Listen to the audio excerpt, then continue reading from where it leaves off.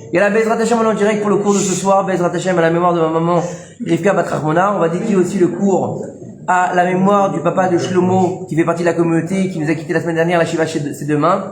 Yitzhak Ben Chana, de la famille Amar. Puis Akadosh Baruch Hu, l'enveloppe de le Gan Eden Mikedem. Et toutes les personnes qui sont tombées depuis le 7 octobre. Qu'Akadosh Baruch Hu les venge et les enveloppes dans le Gan Eden Mikedem. Amen, Kinératon. Refoua Shelema pour tous les malades d'Israël. Ifrat pour mon papa, Ramim Ben Aziza. Pour ma tante, Marlène, qui a été diagnostiquée hier malheureusement d'un Parkinson. On lui souhaite une bonne santé. Oui, bah oui, tu crois que je raconte des bêtises, je vais m'amuser avec ça. Donc, que Dieu leur donne une bonne santé et que, à tous les malades d'Israël, Amen, Kine Ratson. On va aussi dédier le cours à nos Chayalim, toutes les Kochot Abitachon, que Akadosh Baruch Hu les protège. Et on n'oubliera pas nos otages, ceux qui sont vivants et ceux qui sont aussi décédés. Que Akadosh Baruch Hu puisse les ramener tous en Israël parce que on a besoin de les faire, de les enterrer, Bezrat Hashem. Alors, avant de commencer la partie du cours sur le Troa Chaim comme on a l'habitude, bien sûr, on a toujours l'habitude de faire un peu de chassidoute au début du cours. Ce soir, j'ai décidé de faire plus un freestyle que de la chassidoute dans le livre, parce que j'ai reçu un message assez élogieux, assez fort de Salomé, ici présente. Et alors, une bonne nouvelle. Attendez, non, oui, mais laissez-moi parler. Et dans ce message, elle me parle du cours de Shabbat qu'on a fait sur Cheshbon Nefesh. Elle me dit que elle a pris le temps de faire un peu Cheshbon Nefesh. Et je me suis dit qu'on pouvait pas passer à côté de ce mois de Elul, grâce au message de Salomé, donc, sans penser au bilan, de faire le bilan. Et se dire, maintenant, on doit faire le bilan de toute cette année qui vient de se passer. Et que, bien sûr, on est obligé de réfléchir pour faire un bilan. On fait Cheshbon Nefesh, on appelle ça comme on veut, Cheshbon Nefesh, c'est on fait son examen de conscience, ou bien on va réfléchir tout simplement à ce qui vient de se passer pendant un an. Alors c'est vrai que si on regarde globalement l'année qui vient de s'écouler, si je vous pose la question à chacun, est-ce que vous avez passé une bonne année? Vous allez me dire, j'ai passé une année pourrie. C'était une année très difficile. C'était une année vraiment comme jamais on a eu, entre le truc, les otages, le machin, celle-là elle est malade, celui-là il est malade. Ouf! C'est plutôt ce qui va résumer cette année, ça va être le mot ouf. On en a marre. On n'arrive plus à respirer, comme Marilyn m'a dit la semaine dernière. On dirait que les gens ils sont, comment tu m'as dit? Excités. À cran. Les gens sont pas bien, personne n'est bien. Alors est-ce qu'on a passé une bonne année si on doit faire le bilan? Est-ce que ça a été une bonne année? Alors, c'est très difficile. C'est très difficile de dire oui ou non. Mais dans l'absolu, il faut essayer de voir les choses correctement. Vous allez me poser la question, est-ce que c'était une bonne année pour moi? Je vous dirais oui. Et pourtant, c'était une année extrêmement difficile puisque il y a quelques mois, j'ai perdu ma maman. Alors, vous allez me dire comment tu peux dire alors que c'était une bonne année. Alors, nos sages nous disent que comment est-ce que tu dois voir les choses? Comment est-ce qu'on va devoir voir l'année qui vient de se passer? Comme un chacham. C'est quoi comme un chacham? Vous allez me dire, on n'est pas tous des sages. On n'est pas tous des sages.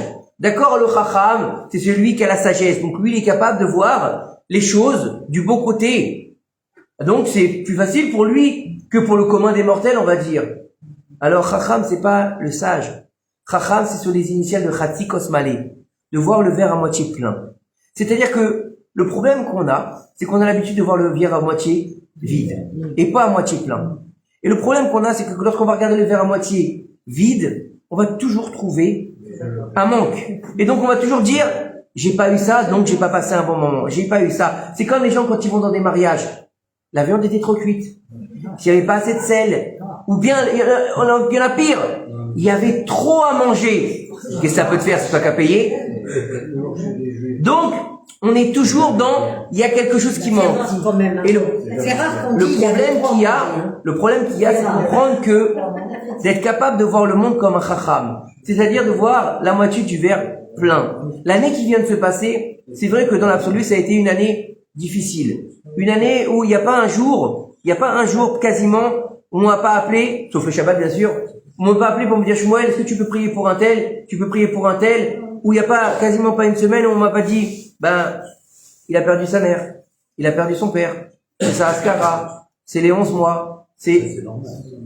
Non mais toute l'année, je veux dire, ça n'a pas arrêté, ça n'a pas arrêté. Non, mais ça, c'est normal. C'est le cours de la vie. Oui, c'est le cours de la vie. Quand on dit, j'ai perdu ses grave. Bien sûr. Quand on dit, j'ai perdu mon père ou ma mère, j'ai perdu, ça n'existe pas chez nous. Non, je suis d'accord Ils avec sont toi, pas- David. Mais, juste je finis. Mais si c'est l'inverse, que le père et perd son fils, crase vers Oui, non mais bien mais sûr. dans l'autre sens, c'est la Oui, mais je suis pas là-dedans. Je suis d'accord avec toi, mais là je suis pas là-dedans. Je veux dire, il n'y a pas eu une semaine où il n'y a pas. Et puis c'est pas ça, c'est qu'on t'annonce des sujets assez délicats quand même. Depuis le Covid, hein. Des petits enfants qui ont la maladie à un niveau assez difficile, des gens qui ont eu des accidents chas v'shalom, des choses assez dures. Et tu sais, psychologiquement, c'est pas évident de supporter le malheur des autres forcément. Donc c'est difficile. Tu sais, quand beaucoup de personnes veulent te dire la maladie, et quand toi-même tu la vis par interposition par ta maman, c'est aussi difficile, tu comprends? Mais c'est apprendre à gérer les choses, c'est difficile, mais on essaie de faire au mieux chaque jour. En tout cas, c'est vrai que on a une année difficile, on a eu des problèmes avec l'Iran, on a eu 900 soldats, plus de 900 soldats qui sont tombés, là, allez-nous, 900 familles qui sont en deuil. Alors c'est vrai que c'est une année difficile. Vous avez dit catastrophique. Mais c'est quand même une belle année. En tout cas, pour nous qui sommes assis ce soir. Baruch Hashem, on s'est levé ce matin. On voit, on parle. On est encore là. Malgré les problèmes, malgré l'adversité, malgré les difficultés, on est là. On est encore debout, Baruch Hashem. Donc, faut réussir à dire Baruch Hashem. Le bilan, c'est certes difficile, mais regardons un peu le positif. Parce que le problème qu'il y a, c'est que à force de regarder le négatif, eh ben, on va se retrouver comme les gens comme les gens de notre génération, c'est-à-dire dépressifs. Et vous savez que, il y a marqué dans la paracha de Kitavo qu'on va bientôt lire, la paracha de Kitavo, c'est une paracha que personne peut supporter. Pourquoi? Parce que dans la paracha de Kitavo, il y a 98 malédictions. 98 malédictions. D'accord? Tu seras maudit, tu seras comme ci, tu seras comme ça. C'est pas cool. Il y en a qui veulent même pas monter à la Torah à ce moment-là. Ils passent, ils font un truc, ils disent bon, hop, on va donner le poisson de la synagogue à monter et pas les autres. D'accord? Il y en a qui veulent pas. La paracha Kitavo, c'est une paracha qui est insupportable à lire. Pourquoi? Parce que c'est que des malédictions. À tel point qu'on nous dit que, nos sages, ils nous disent que il va y avoir une découpe du monde par rapport aux 5 livres de la Torah. Et on va y avoir 2000 ans de Tohu, 2000 ans de Torah, et puis 2000 ans de Mashiach. D'accord? Donc là, on est dans les 2000 ans du Mashiach. Mais en même temps que chaque livre, elle est en rapport avec une génération particulière. Et le livre de Devarim, c'est la dernière génération. C'est les années dans lesquelles on est en train de vivre. Et on dit que la paracha qui correspond à la guerre la plus meurtrière qu'il y a eu au monde, qui s'appelle 39-45, c'est le livre de Devarim, paracha Kitavo. Les malédictions. Pourquoi il y a marqué là-bas? Parce que tu t'es détourné d'Hachem ton Dieu. Mais il y a marqué quelque chose de plus dramatique. Écoutez bien ce qui a marqué dans la paracha de Kitavo. Vous savez qu'aujourd'hui, le plus grand problème de notre génération, c'est la dépression. C'est les peurs, la dépression, c'est le manque de confiance en soi, c'est le fait de se sentir mal dans toute situation et de pas arriver à gérer ses émotions et son stress. D'accord? On a déjà expliqué plusieurs fois le Shabbat que le fait de gérer ses émotions, ça s'appelle le tikkun des 7 sphères de notre monde. Vous vous rappelez ou pas? On a expliqué que Chesed c'était l'amour, et etc. Donc on a expliqué que, en fait, notre tikkun à nous, puisqu'on est dans ce monde-là qui est en rapport avec les 7 sphères célestes, c'est de faire le tikkun de ses sentiments. C'est-à-dire que on va devoir se lever sur ses sentiments. Ça veut dire quoi? Ne pas laisser les sentiments contrôler notre vie. C'est-à-dire qu'on sait, il y a des moments où il faut être un petit peu sentimental, un peu le cœur, mais si c'est que le cœur, tu te noies. Si c'est que la sechel, tu te noies. Si c'est que le djinn, tu peux pas. Si c'est que le chesed, tu peux pas. Si tu dois comprendre que tes sentiments ne peuvent pas gérer toute ta vie. Il y a des moments où tu dois mettre les sentiments de côté. Et donc on a expliqué que c'était le tikkun de ce monde-ci, puisqu'on a expliqué que ces sentiments-là, ils ont en rapport avec les 7 sphères célestes, qui étaient les 7 sphères qui étaient seules, qui avaient entraîné ce qu'on appelle Jbirat HaKelim, l'explosion des vases. Pourquoi? Parce que c'est la création de notre monde. D'accord? Qu'il fallait laisser un vide pour que Akadosh Baruch Hu puisse nous laisser vivre. D'accord? Puisque sinon, on peut pas, puisque on est en lui. D'accord? Donc c'est comme la matrice. Vous avez compris? Maintenant, le Inyan, il est quoi? C'est que lorsque tu laisses tes sentiments te gagner, et que tu n'es pas en mesure de les travailler, tu tombes dans la dépression. Et le problème qu'il y a, c'est quand tu es dans la dépression, tu es dans la tristesse. Et lorsque tu es dans la tristesse, tu te rapproches du Yetzer Hara. Et il y a marqué dans la paracha Kitavo, écoutez bien, je vous rapporte le texte. C'est pas un midrash, c'est ce qui a écrit noir sur blanc dans la Torah. Et toutes ces malédictions viendront sur vous parce que vous n'avez pas servi Hachem avec joie. Vous avez compris? Ça veut dire que si tu te laisses porter par la tristesse, si tu te laisses porter par la mélancolie, si tu te laisses porter par la rma, ta Torah, elle ne vaut rien. Tu vas pouvoir étudier le chasse en entier, tu vas pouvoir manger autant de livres que tu veux, tu vas pouvoir faire autant de filotes que tu veux, elle sert à rien. Ça veut dire que ça sert à rien. Ça veut dire que le problème qu'il y a, c'est que on peut pas se laisser abattre. Si on entend ça de la paracha Kitavo, on va les lire dans 2 Shabbats. Kitetse Kitavo. D'accord? On va les lire dans 2 Shabbats, c'est proche. Et on arrive juste après, à Rosh Hashanah. De comprendre que si on se laisse porter par tout ce qu'on a vécu cette année, si on se laisse diriger par les médias qui nous en mettent plein la vue toute la journée, et ça va pas en Israël, et ça va pas en Israël, et les Espagnols ils ont dit ça, et la France elle a dit ça, et l'autre il a dit ça, et celui-là il a dit ça, et l'autre la députée à Bruxelles elle a dit que vous n'êtes pas content, cassez-vous. Ok? Et alors? Est-ce que ça nous empêche de faire notre rôle et de garder la foi? Parce que dès que tu tombes dans la tristesse, ça veut dire que tu remets en cause le jugement d'Akodesh Baruch Hu. Donc ça veut dire que normalement on te dit, Rabbi Akiva il te dit, tout ce que tu as fait c'est pour le bien. Gamzu letova, ça aussi c'est pour le bien. Son maître c'était Nahum Mish Gamzu. Ça veut dire quoi? Ça veut dire que on passe des moments très difficiles, on passe des choses qui sont dures, qui nous bloquent la respiration. Des problèmes de Parnassa. Qui c'est aujourd'hui qui n'a pas de problème de Parnassa? Vous voyez tous les couples qui ont des enfants, ils disent la vérité, je sais pas comment je vais finir les mois. Si Dieu veut, et ben je paierai la facture d'électricité, surtout en été. Tu l'as dit, je la paierai le mois prochain. C'est pas grave, on va décaler un petit peu les choses. Celle de l'été, hein. Celle de l'été, elle est un peu lourde. Celle de l'été, elle fait un peu mal aux dents. D'accord? Mais bon, tu vas dire, je vais m'arranger. Mais t'as pas, c'est difficile pour les, comment dire, pour les grandes familles. D'accord? Même pour les petites familles d'ailleurs. Ok? Les problèmes de santé, malheureusement, dans toutes les familles. Et même quand on vit pas la maladie, eh ben, les gens qui la vivent avec les autres, c'est dur aussi. C'est très dur. Et tu te dis, c'est dur de supporter. Les problèmes avec les enfants, l'éducation. Hachem Ishmor. C'est plus des enfants. Ils ont l'impression que c'est toi l'enfant.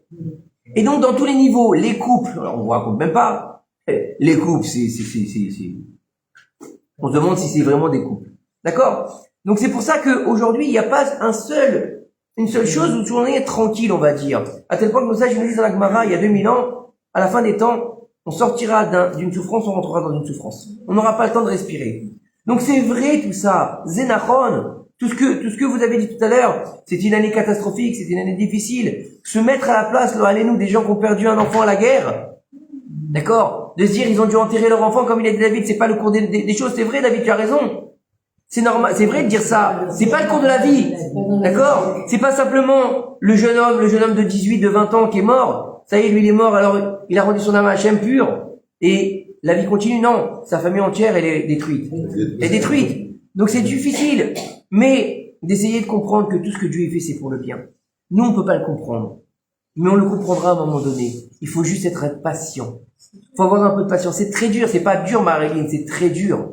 C'est très dur tout ce qui se passe. Mais de se dire que... J'ai pas dit se réjouir. J'ai pas dit de se réjouir. J'ai pas dit ça. Regardez, soyez gentil. Arrêtez de dire des choses que j'ai pas dites. J'ai jamais dit ça. J'ai dit il faut garder la joie. Il faut garder sa joie. J'ai pas dit se réjouir. Non. Garder sa joie. Ne pas éteindre sa joie. Garder sa joie. J'ai pas dit Chad Veshalom se moquer de la situation, d'être content de ce qui se passe. Il y a un soldat qui est mort, je vais être content. Non, Chad Veshalom. Lo allez-nous. Juste pour faire un écart. On a beau dire aujourd'hui en 2025. La guerre, elle a commencé en 2023. Qu'on dise que 2024, elle a été pourrie. Oui. 2025, elle est meilleure. Ah, ça c'est clair. C'est clair. Donc, Mais essayez de regarder dans ce sens. voilà, c'est ce que je dis. C'est-à-dire qu'il faut regarder la moitié du verre plein. Gros ennemis. La moitié du verre plein. C'est-à-dire C'est pas que, fini, mais pas au Hachem. même si c'est pas fini, On a levé la tête. voilà, exactement, on a relevé la tête. Ce qui s'est passé le 7 octobre a été terrible pour le peuple d'Israël. Mais aujourd'hui, écoutez-moi, s'il vous plaît. C'est pas un débat, excusez-moi. C'est pas un débat, s'il vous plaît, ça me dérange. Le Inyan, il est là. Le Inyan, c'est que on arrive à la fin de l'année. On fait le bilan sur notre vie qu'on vient de passer, puisque chaque année, ça s'appelle Rosh Hashanah, Rosh Hashinui, Itratchut, se renouveler. Donc, même si on est la même personne, on doit se renouveler. Dieu, il nous donne encore une nouvelle année pour changer la donne. On peut pas avoir la même année. Mais si tu vas la prendre dans la Roma, dans la Rasra, dans tout va mal, comment tu veux avoir une nouvelle année correcte? Tu peux pas. Tu peux pas. Si tu continues à être dans la dépression, bah, tu vas tomber dans les mains du Yitzhara. Donc, c'est ce que je suis en train de dire, malgré l'adversité. Essayez de garder le moral, de garder notre joie de vivre. C'est ça que je veux dire. De garder notre flamme intérieure. Pourquoi? Parce que notre Neshama, elle brûle toujours. Elle brûle et elle nous habite totalement. Elle est là pour nous dire, il y aura de meilleurs lendemains. Après la pluie, le beau temps. C'est ça qu'il faut avoir comme objectif. C'est ça qu'il faut avoir comme vision du futur. Bien sûr que c'est difficile. Pourquoi vous croyez que tous les jours, je suis un bisounours? Non. Il y a plusieurs jours en ce moment, j'ai pas envie de sortir de mon lit. J'ai pas envie. J'ai envie de rester et de me dire, j'oublie tout quelques minutes, quelques instants, quelques jours. Non. Et je me donne les moyens de me lever. Déjà parce que c'est pas ce qu'elle aurait voulu que je reste dans mon lit. Et ensuite parce que il y a d'autres choses à faire. Il y a des gens qui comptent sur toi. Il y a des gens qui ont besoin de toi. Il y a ta famille qui a besoin de toi. Et toi aussi, tu as besoin de toi. Parce que si toi, tu tiens pas, alors personne tiendra. Ça veut dire que aujourd'hui, on doit être en mesure de se dire, je laisse de côté la tristesse. Bien sûr, vivre sa tristesse, c'est normal, je veux dire. On parle pas de quelqu'un qui est en deuil, non, ne sois pas triste, non, on parle pas de ça. Mais de laisser de côté la tristesse, de laisser de côté la dépression, de laisser de côté toutes ces choses qui nous font mal, et d'essayer de regarder le bon côté. De se dire, ça aussi, ça passera. C'est une histoire comme ça. On dit ça aussi, ça passera. Ça aussi, ça passera. C'est-à-dire que tout passe à un moment donné. Mais le problème qu'il y a, c'est que il faut être en mesure de l'accepter. Il faut être en mesure de l'accepter et de le vivre surtout. Et si on doit comprendre la situation dans laquelle on est, se dire que on va, si Dieu veut, vivre l'avènement du Mashiach. C'est pas rien. Quand, j'en sais rien. Ne me demandez pas, je sais pas. Mais on a trop de signes qui montrent qu'il est là. On a tellement de signes qui montrent que ça y est, c'est fini. Tous les grands rabbinim disent que ça y est, il y a des choses qui se sont mises en place pour montrer. Quand on n'en sait rien, chacun qui en dire de ça va être telle date, non. Nos sages nous disent c'est interdit de dire ça. D'accord? Le Inyan, il est quoi? C'est toujours garder la Emouna, garder sa foi, garder sa bonne humeur, garder sa joie, garder sa flamme qui nous habite en tant que juifs.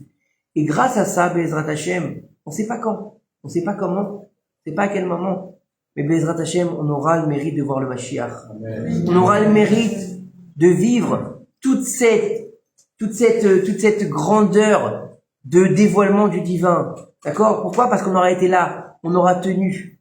Et comme on le sait très bien, on est dans les douleurs de l'enfantement du Mashiach. Et quand la maman, elle est sur la table d'accouchement, hein, Michael? Non, mais ça s'est passé vite. D'accord? Et, en général, elle crie, elle dit à son mari, viens là, non, casse-toi, non, j'ai pas envie de te voir, ta tête, elle me revient pas, et ta mère, tu sais comment elle est. Et après, elle lui arrache les cheveux, elle est insupportable! Ah, excuse-moi, Salomé, il faut que tu saches, hein. Oui, mais elle fait Je veux prendre une douche, je veux prendre... D'accord? Oui. Non, mais c'est un bon cadeau après. Et, C'est pour ça. ouais, c'est pour ça. Et elle te dit, elle te dit, ça y est, je peux tomber enceinte. C'est fini, c'est dernier. Elle retombe enceinte. Mais en tout cas, ça va être dur, ça va être très dur. Et après, quand le bébé est né, c'est le soulagement. C'est exactement ce qu'on est en train de vivre. Mais vous savez qu'aujourd'hui, on a la médecine qui a fait des progrès. Et on a une chose qui s'appelle la péridurale. Hein, la péridurale. La péridurale de l'époque du Mashiach, c'est l'étude de la Torah. L'étude de la Torah, c'est la péridurale de l'époque du Mashiach. Il y a que ça qui peut nous sauver, c'est notre refuge. C'est l'arche de Noé. L'arche de Noé, c'est pas simplement un endroit où on va mettre des animaux et on va mettre Noé et sa famille. L'arche, c'est l'endroit où on va se réfugier au moment où tout est contre nous dehors. Où les médias sont contre nous, les pays sont contre nous, les nations du monde sont contre nous. D'accord? Nos propres frères à l'intérieur de nous sont contre nous puisqu'on a expliqué que c'était le RF Rav. Donc, qu'est-ce qu'on peut faire?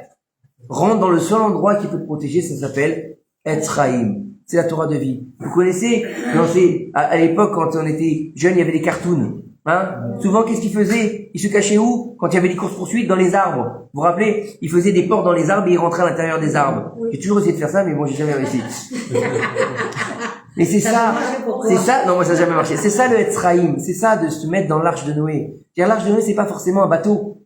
C'est pas d'aller prendre un bateau, tu mets sur une barque en attendant que l'ouragan il passe. C'est-à-dire de rentrer dans le Beth Midrash, de rentrer dans la synagogue, de rentrer chez soi et de prendre un livre de Torah.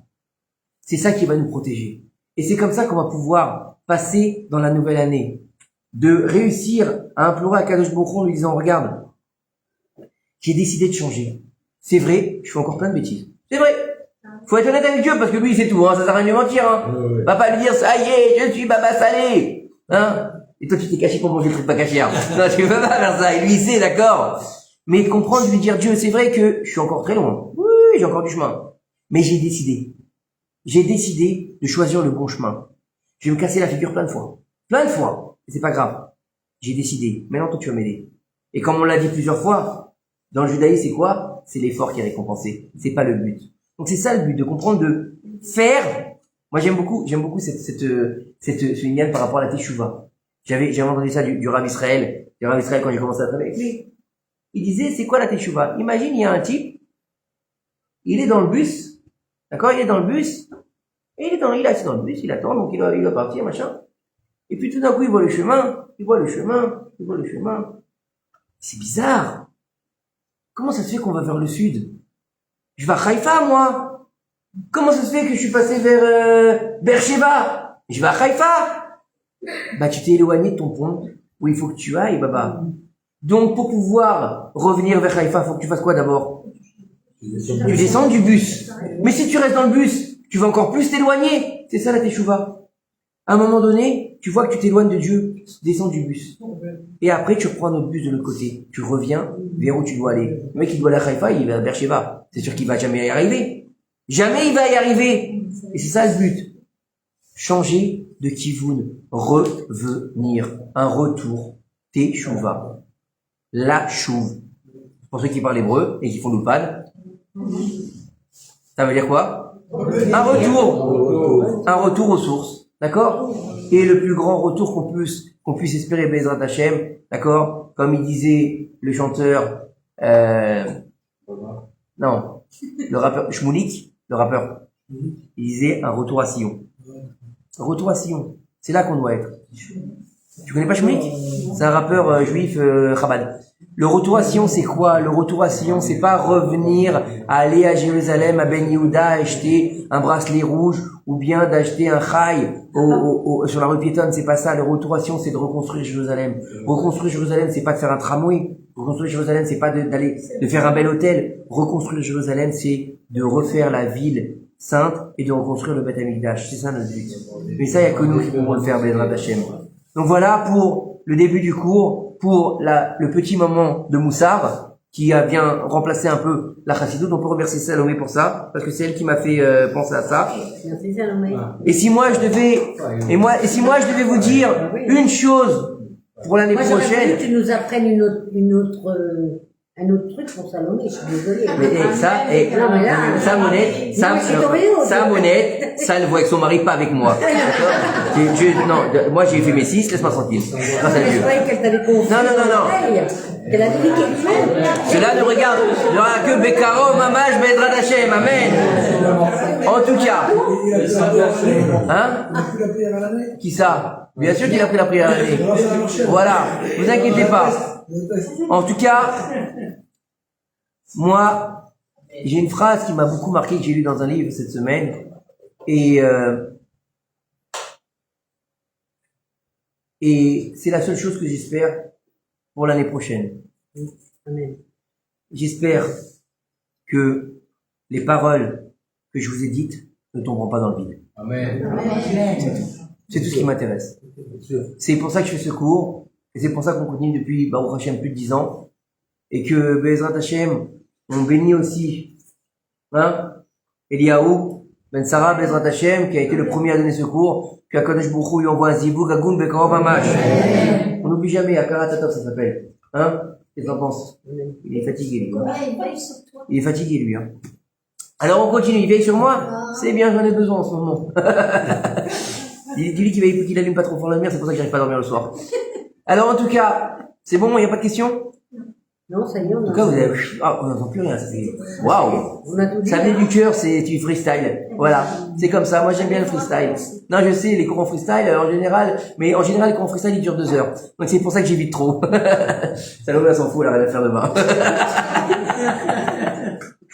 En tout cas, au niveau de la période dans laquelle on est, le mois des Louls, on a parlé du roi, un roi qui est dans les champs. On a toujours cette parabole du roi qui descend dans son champ pour se rapprocher de son peuple.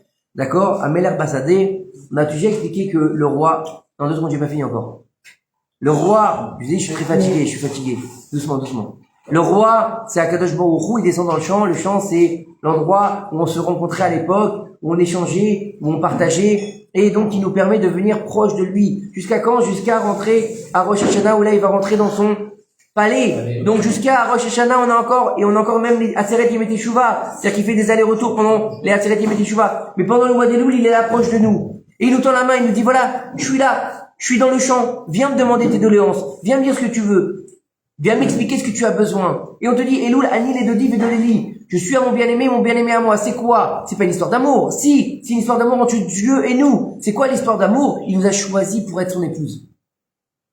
Et un homme, qu'est-ce qu'il veut? Il veut connaître son épouse. Il veut être avec elle. Il veut la choyer. Quand c'est un homme normal, bien sûr. D'accord? La femme, elle a envie d'être avec son mari. Quand c'est une femme normale aussi. D'accord? Ils ont envie d'être ensemble. Ils ont envie de vivre quelque chose de joli, de beau, de sympathique. Et ben, Dieu dit la même chose avec le peuple. J'ai envie de vivre quelque chose de fort avec mon peuple. Je vous appelle pendant le mois des Louls, réveillez-vous.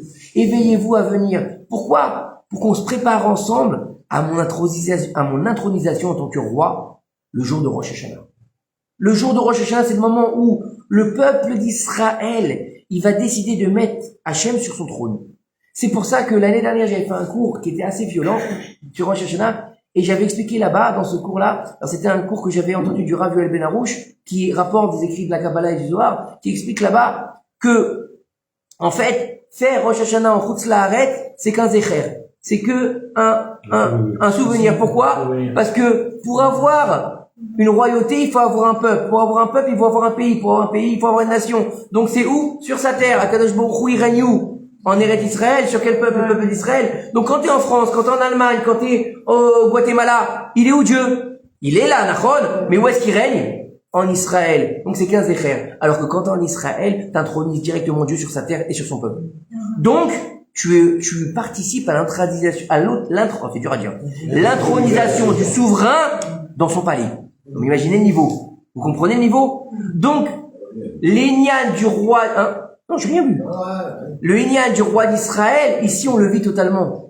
Je sais pas si vous ressentez les fêtes en Israël comme en France. Mais là, c'est pas la même chose. D'accord? Ça n'a rien à voir. D'accord? Oui? Est-ce que c'est pas...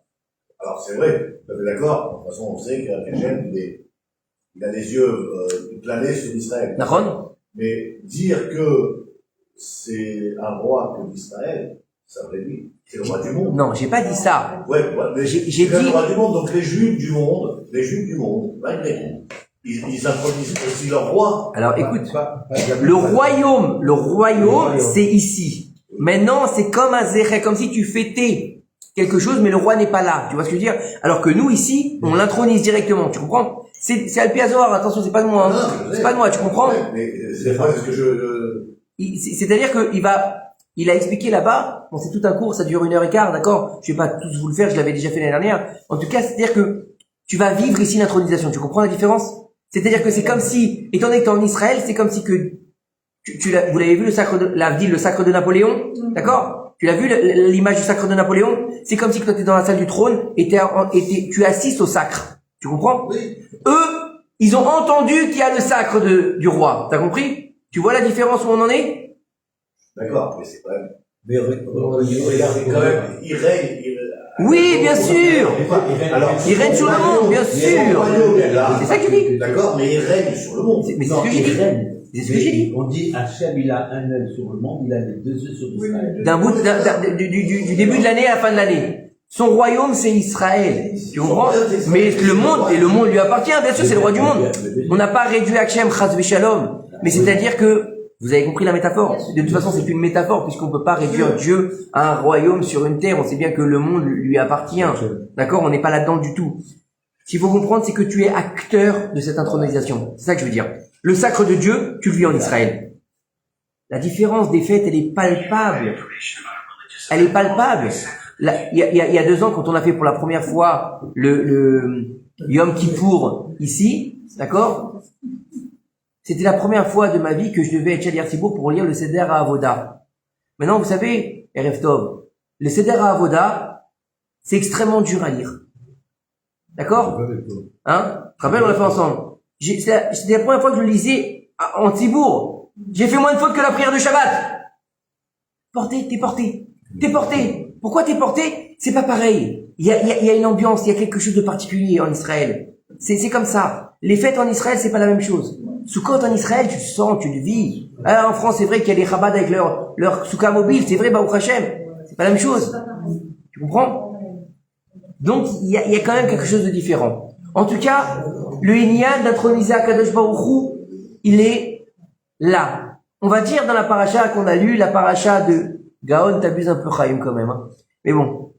Dans la paracha de cette semaine, on a lu Som Tassim Alecha Meler. Maître, tu mettras sur toi un roi. Alors bien sûr, de se dire comme ça, maître, tu mettras, ça veut rien dire du tout. Vous savez que la Torah, elle est avare de mots. Ça veut dire quoi, elle est avare de mots? Ça veut dire que la Torah, elle va pas mettre un mot s'il n'est pas nécessaire. La Torah, elle va peser chaque mot qu'elle va mettre, chaque yud qu'elle va mettre, chaque espace qu'elle va mettre. Et même des points. Vous savez qu'il y a des points dans la Torah? Bien sûr. Hein, il y a des points, des pointillés. On se demande qu'est-ce qu'ils font là. C'est des nians kabbalistiques, d'accord? Il y a des grandes lettres, il y a des petites lettres, d'accord? Il y a même des lettres à l'envers dans la Torah. Quoi ça sert tout ça? C'est le secret de la Torah. En tout cas, si elle nous a dit mettre, tu mettras, c'est qu'il y a une redondance. S'il y a une redondance, c'est qu'il y a une nécessité. Pourquoi est-ce qu'elle va nous dire 2 fois le mot?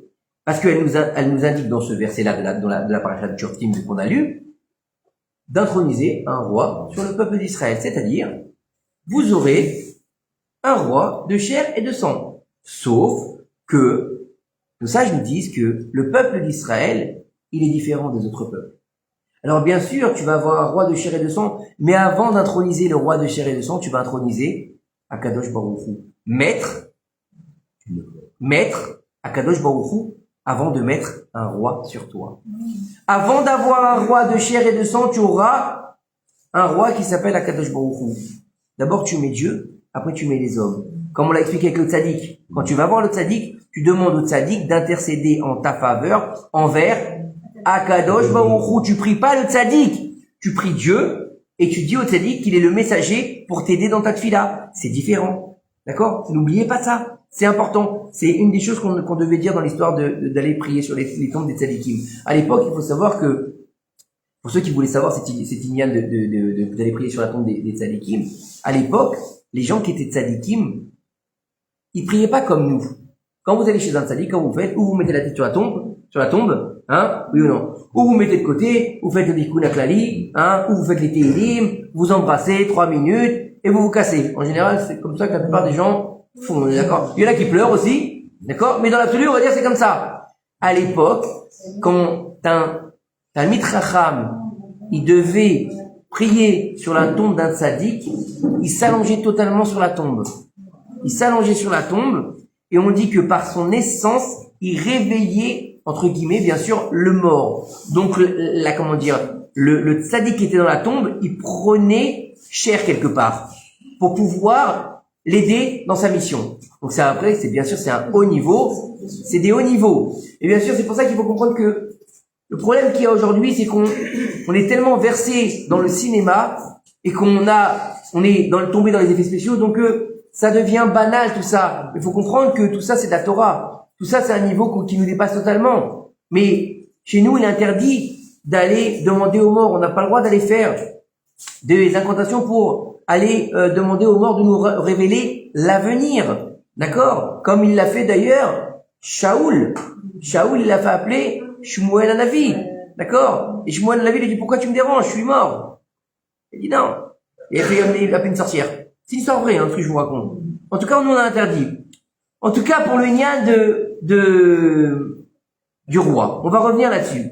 Il faut savoir que il y a ce fameux ordre de mettre un roi sur le peuple d'Israël. Et la Torah, elle nous dit attention. Elle nous dit que le roi, donc c'est écrit explicitement dans la Torah, il devra faire attention à ne pas avoir trop de chevaux. Il devra faire attention à ne pas avoir trop de femmes. Il devra aussi veiller à ne pas avoir trop de fortune, d'argent. D'accord? C'est marqué dans la Torah. Pour lui-même, il n'aura pas trop de chevaux, il n'aura pas trop de femmes. Bon, très bien. Maintenant, faut savoir que, en général, oui, si tu veux, en général, dans la Torah, on sait très bien que la raison des commandements divins ne sont pas expliqués.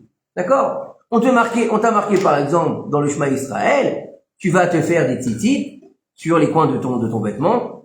Il n'y a pas trop d'explications. Dans la Torah, je parle, hein. Il n'y a pas d'explication. On va te dire tu manges pas le lait, la viande. Alors bon, bien sûr, c'est un chok, mais il n'y a pas d'explication. D'accord? On va te dire tu vas devoir aller égorger. Il n'y a pas d'explication dans l'absolu. Dans la Torah même, il n'y a pas d'explication. D'accord? On va pas nous dévoiler.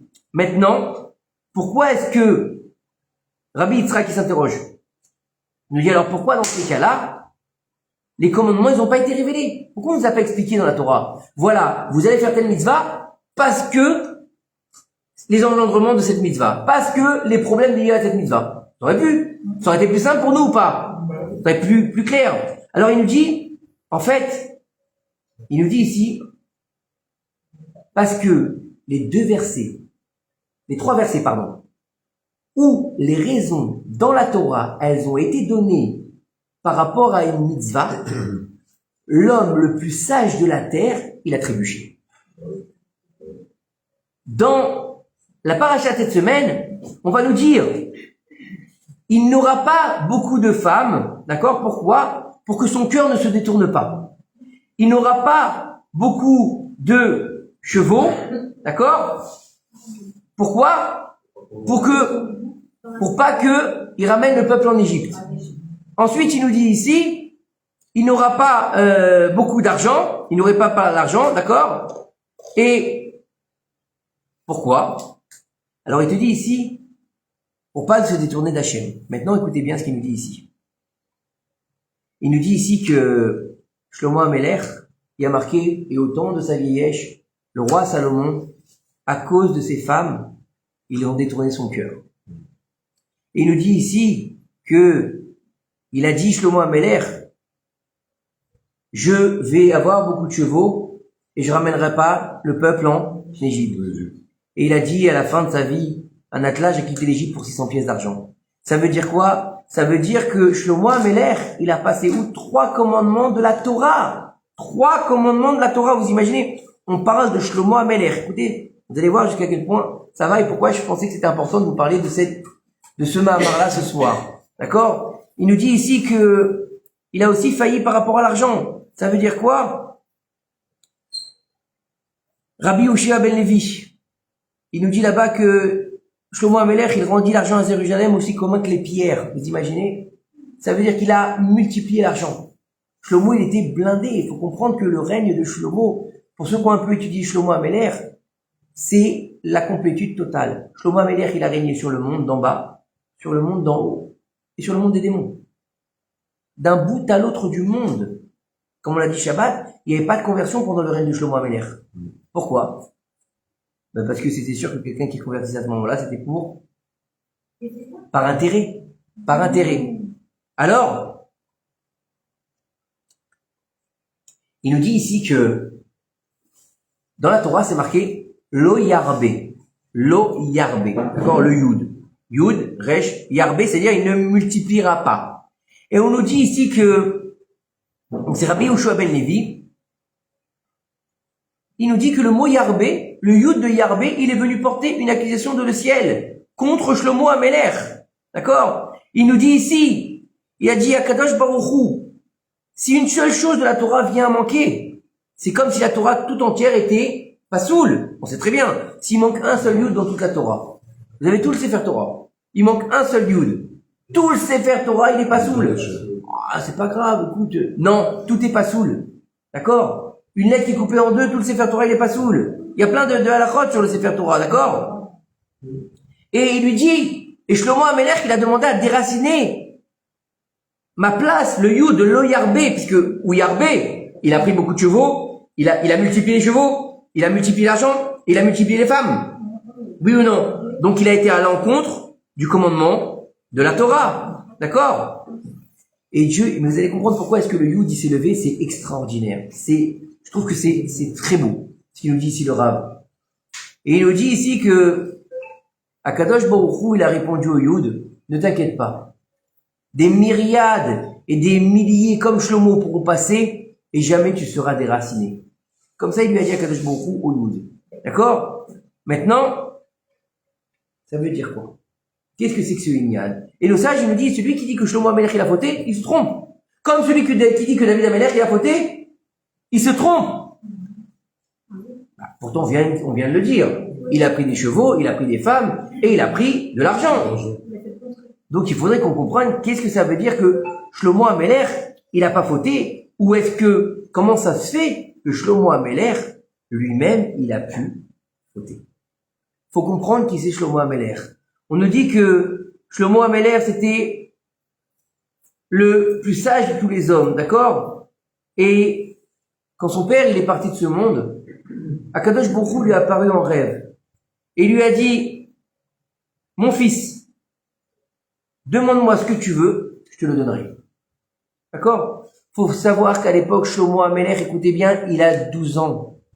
Il a 12 ans. Vous savez ce qu'il demanderait à 12 ans aujourd'hui? PlayStation. Ou un vélo électrique. D'accord? Il lui a dit, maintenant tu m'as fait régner à la place de mon père et tu as toujours été avec mon père. Il lui a dit, je voudrais une chose. Il lui a dit, je veux une chose seulement. Il lui a dit, je veux que tu me donnes le discernement. Je veux que tu me permettes de juger le peuple correctement, avec justice. Je ne veux rien d'autre que de pouvoir faire le bien à mon peuple. Je veux être en mesure de distinguer le bien du mal. Akadosh Baruch Hu, quand il a entendu la demande de Shlomo, un enfant de 12 ans, il lui a dit, tu m'as fait une demande extraordinaire. Ni tu m'as demandé l'oseille, ni tu m'as demandé d'avoir une longue vie, ni tu m'as demandé que tes ennemis tombent devant toi, ni... Hein? La gloire, oui, il aurait pu lui demander. Je veux être un influenceur, avec les lunettes et le... Il aurait pu lui dire, mon page Shlomo. Hein? Ou devenir éternel, il aurait pu lui dire, tiens, rends-moi éternel. Vous connaissez les 3 vœux du génie? La même chose. Quel kiff. Tu aurais demandé quoi, toi, David? Quel type d'être éternel? Mais non, d'avoir un génie. Mais il n'a pas la langue. Oh, il n'avait pas la langue. Alors écoutez bien. Akadosh Baruch Hu, ça lui a tellement plu que Shlomo Améler, il venait de lui dire, ce petit bonhomme de 12 ans, il lui a dit, non seulement je te donne un cœur sage et intelligent, que aucune personne n'aura comme toi et comme personne n'a jamais eu jusqu'à maintenant. Vous imaginez? Et il lui dit, et non seulement ça, étant donné que tu n'as rien demandé de plus que la sagesse, je vais te donner la sagesse, mais la richesse, la gloire et la royauté, et il n'y aura pas un roi comme toi pendant toute ta royauté. Shlomo Améler, il a vécu 52 ans. Et, non, c'est pas beaucoup. Et on nous dit que, en fait, Shlomo Améler, on l'appelle l'homme sage. Quand on parle d'un homme sage dans la Torah, on parle de Shlomo Améler, d'accord? Il avait la plus grande sagesse que tous les hommes du monde au moment où il a régné, d'accord? Il a composé 3000 paraboles, 1005 poésies. Et on venait de partout pour écouter la sagesse de Shlomo Améler. D'accord? Tout le monde connaît cette fameuse histoire avec les 2 femmes. Hein? Sur le bébé qui était mort. Coupez-le en 2. Hein? Vous la connaissez? Alors il nous dit ici, donc on a expliqué tout à l'heure nous a dit que pourquoi les commandements ils n'ont pas été révélés? Parce que le plus sage de tous les hommes qui a demandé la sagesse à Kadosh Baruch Hu, il est tombé. Quand il a vu que quand même c'était expliqué, il est tombé. Comment ça se fait qu'il est tombé? Et en fait, pourquoi? Akadosh Baruch Hu, il savait très bien que tous les hommes ne sont pas comme Shlomo HaMelech. Et que si Shlomo HaMelech, le plus sage de tous les hommes, en lui révélant la raison d'un commandement, il a trébuché, alors s'il nous avait révélé la raison des commandements, on aurait tous encore plus. Déjà qu'on trébuche, on aura encore plus trébuché. Ça veut dire que quelque part, en cachant la raison des commandements, Dieu il a fait un cadeau à l'homme. C'est pas fini. Donc pourquoi 3 commandements dans la Torah? Pourquoi il a marqué ces 3 commandements? Tu n'auras pas beaucoup d'argent, de femmes et de chevaux. Et ça a un rapport avec le roi d'Israël, pas n'importe qui. C'est pas le commun des mortels, c'est le roi d'Israël. Celui qui est de la lignée de Yehuda, celui qui a un rôle particulier, celui qui règne sur tout le peuple entier, qui a un rapport avec le Kohen, qui est le chef de guerre. C'est pas n'importe quoi le roi d'Israël. Le roi d'Israël, c'est pas Macron à l'Élysée qui se cache derrière un micro, hein. Le roi d'Israël, c'est ce que je dis, parce que le roi d'Israël, c'était le premier qui sortait en guerre, faut savoir. Le roi d'Israël, c'était le premier qui sortait en guerre. C'est pas comme tous les rois des nations du monde, quoi. Ouais, c'est la reine des Français, ouais. C'est pas Macron qui l'a En tout cas, alors, écoutez maintenant, il nous dit ici que pour comprendre ça, il faut rapporter l'épisode. Il dit ici le Rav Seror, que Dieu lui donne une longue vie, amen. D'accord? Parce que quand même, toutes les semaines, hein, c'est du lourd, hein. Il nous dit ici que pour comprendre l'histoire de Shlomo, ces fautes là qu'il a fait, il faut rapporter l'histoire de David Améler, son père, avec Bathsheba. D'accord? Et aussi le Inyan du peuple d'Israël avec le veau d'or. Il faut comprendre que comment est-ce que David Améler, le roi David, on parle du père du Mashiach, on parle de celui qui a fait le Tehillim, pas rien. Comment il a pu tomber avec une femme? C'est une histoire bizarre. Comment le peuple d'Israël, après 40 jours seulement, il a pu tomber dans le veau d'or? C'est bizarre. Alors écoutez bien ce qu'il nous dit ici. Il nous dit en fait que Akadosh Baruch Hu, il a fait exprès de les laisser tomber. Pourquoi? Pour nous apprendre la Teshuvah. Je vous ai dit sur rapport avec ce qu'on est en train de vivre. Pourquoi la Teshuvah? David Améler, c'est la Teshuvah de l'individualité. Et le peuple d'Israël, dans la faute du veau d'or, c'est la Teshuvah collective. C'est les 2 niveaux de Teshuvah. Parce qu'on a déjà expliqué plusieurs fois. Quand l'Israël arrive, Zé, Lazé, on est tous responsables les uns des autres. Donc on va avoir besoin de faire une Teshuvah collective et une Teshuvah particulière. Comme on l'a expliqué qu'on avait une Géoula individuelle et une Géoula collective. Qui sont 2 niveaux de Géoula et 2 niveaux de Teshuvah. Donc nous, on va faire notre Teshuvah pour aider le peuple à faire Teshuvah. Pourquoi? Parce qu'on est influenceurs quelque part. Comme on est influenceur, à Révim, on est garant les uns des autres. Donc quand quelqu'un il fait du bien, forcément, ça va aider l'autre à faire du bien. Les vases communicants comme d'habitude. Maintenant, il faut savoir que, bien sûr, l'histoire de David Améler, faut comprendre que elle est particulière. Quand on regarde le but en blanc, c'est vrai qu'on dit David Améler, il a pris une femme mariée. D'accord? Chas v'shalom. Chas v'shalom. Il faut savoir que Uri, Areti, oui, Bathsheba, elle s'appelait. Le mari de Bathsheba, d'accord? Faut comprendre que c'est David lui-même qui a fait qu'elle se marie avec lui, avec Goliath, on l'avait déjà expliqué. Mais que, à la base, Bathsheba, c'était la femme de David Améler depuis la création du monde. D'accord? Il faut comprendre une chose, c'est que, il y a plein de liens, on l'a déjà expliqué dans les cours. Uri n'a jamais eu de rapport avec Bathsheba. Elle était toujours impropre. Elle était toujours nida. D'accord? Faut savoir ça. Ensuite, donc, il a jamais été avec elle, donc il a jamais consommé son mariage. Donc, quelqu'un qui ne consomme pas le mariage dans le monde, c'est un mariage qui est caduque, déjà. Ensuite de ça, d'accord? Il y a une yann, c'est que lorsque un guerrier partait en guerre, il donnait un guet à sa femme. Donc, il était déjà divorcé. Donc, il y a plein de yannim derrière. Et on dit, celui qui dit que David il a fauté, il se trompe. En tout cas, c'est une histoire un peu biscornue, l'histoire de David Améler et de Bathsheba. Bekitsour, mais il faut savoir que c'était des âmes liées depuis la création du monde. Bathsheba, vous savez comment ça se traduit en français? Il était sûr que vous alliez traduire comme ça. C'est quoi? Je vous aime. C'est quoi? La fille de Sheva. Dame nature. Dame nature, Bat-Sheva, Bat-Teva. Bat-Sheva, Bat-Teva. Teva et Sheva, c'est le même mot. C'est la fille de la nature. C'est Dame nature. Eh oui, vous avez compris? C'est-à-dire c'est Chava. C'est Chava. C'est Chava. Bon, vous n'êtes pas venu pour rien, moi, vous avez appris quelque chose ce soir. En tout cas, donc en fait, il faut comprendre que, on nous dit que la fille du 7, ouais, c'est celle qui fait jackpot au casino. C'est pas le 7e des Auspizines, David. David, c'est l'année des Auspizines, bien sûr. Ça a aussi une raison. David, c'est l'année. Non, mais le 7, de toute façon, il a des tonnes de raisons. On peut pas s'étendre sur le 7 ce soir parce que sinon, on va rentrer demain matin à la maison. D'accord? Le 7, c'est plein de Elianim, c'est clair. C'est tout ce qui est en rapport avec la nature dans le judaïsme. En tout cas, il faut comprendre que Shlomo Améler, fils de David, il ressemble à son père. Il ressemble à son père. On va nous dire que maintenant, Akadosh Baruch Hu, il aime le travail des tzadikim. Et il aime que leur sainteté et leur pureté. Maintenant, il va nous dire ici, le Rav, que David Amelech et Shlomo Amelech, ils ont fauté pour enseigner au peuple les voies les voies utilisées pour revenir vers Akadosh Baruch Hu. Alors écoutez, il nous dit ici, Shlomo Amelech, c'était un roi, fils de roi, sage, fils de sage, un juste, fils de juste. D'accord? Il a régné 40 ans comme son père, il a régné 40 ans. D'accord? Quel âge il avait quand il a régné? 12 ans. Il a vécu jusqu'à combien, on a dit tout à l'heure? 52 ans. Donc il a régné 40 ans. Ben oui, 40 ans.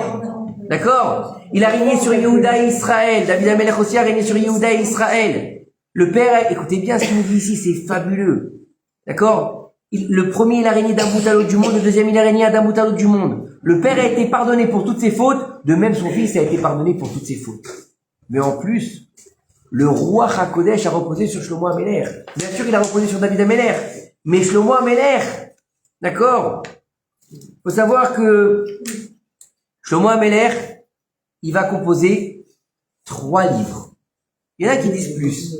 Des livres qui nous restent encore. Il a composé ce qu'on appelle, c'est de l'eau, Michelet,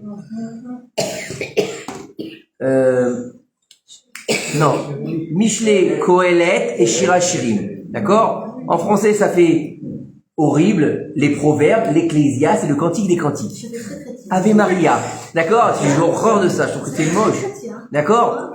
Donc il a fait, on va les appeler en hébreu, Kohelet, Michelet et Shirachirim. D'accord? Shirachirim, c'est ce qu'on lit samedi soir. Michelet, vendredi soir, pardon. Kohelet, c'est les proverbes, c'est ça?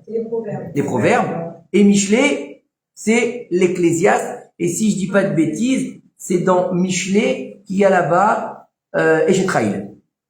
Ou dans Michelet, ou dans Kohelet, je me souviens plus exactement. Dans un des deux, il y avait la prière d'Eshetraïl qui a été instaurée par sa mère. Sa mère. Vous savez ou pas? Vous savez pourquoi? Vous savez pas? Non. Vous connaissez pas l'histoire? Moi, je vais vous la raconter, elle est trop belle cette histoire. Moi, j'adore cette histoire. Vous savez que Shlomo Amelech, il a dit une chose de très fort. Il a dit comme ça, Chaner Nahar al Pidarko. Tu vas devoir éduquer un enfant selon son chemin. Pas selon le chemin des autres. C'est quoi le chemin de Shlomo Amelech? Faut savoir que David Amelech, c'était le roi, il n'avait pas trop le temps de s'occuper de son fils, c'est un roi d'Israël, d'accord? Et on sait que lors de l'enterrement de Sarah et Menou, Avraham Avinu, il a composé un chant qui s'appelle Eshetraïl. Eshetraïl, même ça, il parlait de Sarah et Menou. Mais ce chant n'a pas été écrit. Juste, Avraham l'a dit par inspiration prophétique. Et le jour de l'inauguration du Beth Amikdash, Shlomo Amelech, il dormait parce que la veille, il s'était marié avec la fille de Pharaon. Et celle-là, c'était un peu une saleté. Elle lui avait recouvert le lit d'un drap noir. Là-bas, elle avait fait broder des pierres précieuses, d'accord, qui scintillaient comme les étoiles. Et quand il se réveillait le matin pour aller, il devait aller le Bédamé, je crois que c'était, elle disait non, mon chéri, il dort encore, c'est encore la nuit. Et lui, il se rendormait. Parce que toute la nuit, ils avaient fait la lambada. D'accord? Je vous dis pas quoi. Sans le dire, on a compris, hein. Non! Elle a dansé pour lui! C'est pas, elle lui a fait plein de danses de Avodazara, comme ça il rapporte le texte. Un Shem Ishmor, ce qu'elle lui a fait celle-là. Et à un moment donné, tout le monde attend le roi. Pourquoi faire? Pour inaugurer le Beth Amikdash. On attend le roi, on attend le roi, on attend le roi. Alors on dit au chef des armées, va chercher le roi dans sa maison. T'es malade, moi je rentre pas dans sa chambre, t'es ouf, toi. J'ai pas envie de me faire couper la tête. Après on dit au Cohen, non, moi, laisse-moi tranquille, j'ai envie de garder ma place, et ma tête aussi. On dit à l'autre, chacun, après on dit, bon, qui on va demander? On dit à sa mère. Le Midrash, il dit, elle est allée chercher un coup de sabbat. C'était sa mère. Elle l'a sorti de son lit, elle dit, oh, on t'attend. Eshetraïm, ça, il a composé pour ça le cantique de Eshetraïm. Qui c'est la femme vertueuse? C'est Bathsheba. C'est Dame Nature. Voilà. Vous avez compris? Bathsheba, elle était dure, apparemment. C'est la même fille, Bathsheba. C'est une femme pieuse. C'est une femme de justice, de Hémet, en général. Bah, je sais, mon amie, elle s'appelle Bathsheba, hein. Alors, écoutez. Alors, on continue. En fait, pourquoi ce roi d'être tombé? Parce que le roi, c'est celui qui enseigne au peuple d'Israël. C'est celui qui est l'exemple du peuple d'Israël. Donc il fallait que le roi, il tombe pour montrer que même le roi, il est faillible. Ça veut dire quoi? La perfection n'existe pas. Ça veut dire que la perfection chez nous, elle n'existe pas. Même le roi d'Israël, même celui qui a composé le Tehillim. Vous vous rendez compte, le Tehillim, David Améler. David Améler, à la fin du Tehillim, le sage, il nous dit, il s'est mis au bord de la rivière et il a dit, oh Dieu, qui est-ce qui chante mieux que moi tes louanges? Et là, il y a un crapaud qui est passé. Un crapaud, il lui a dit, moi, mieux que toi, David. T'imagines, t'as envie de le disséquer comme à l'école. Et bah ouais. Et David, il s'est tué. Et c'était vrai. Le crapaud. Alors, écoutez maintenant. Maintenant, Shlomo Amelech, il va composer ces 3 livres. Kohelet, Mishlei et Shir HaShirim. Shir HaShirim, nos sages l'appellent Kodesh Kodashim, le saint des saints. Une belle histoire d'amour. Hein? Un Marcouf. Marcouf n'est pas très content avec ça. Écoute bien ce qu'il nous dit ici. Écoutez bien. Ah, moi je te dis, j'ai une bonne mémoire. Il nous dit, en conséquence des 3 transgressions que Shlomo Amelech a faites, les femmes, l'argent et les chevaux, il va faire 3 livres qui seront la réparation des 3 commandements dans lesquels il est tombé. Attendez, c'est pas fini. Pas fini quand même. Je vous dis, ce Mahamar, c'est de la bombe atomique. Il faut bien comprendre la différence entre un roi du monde, un roi des nations du monde et un roi d'Israël. C'est pas la même chose. Le roi des nations du monde, c'est celui qui fait le droit de cuissage. D'accord? Un roi d'Israël, il fait pas le droit de cuissage. Chas v'shalom, au contraire, il va payer pour que les femmes qui n'ont pas d'argent, elles puissent tout avoir dans leur dot pour pouvoir se marier. Et sans bien sûr les toucher.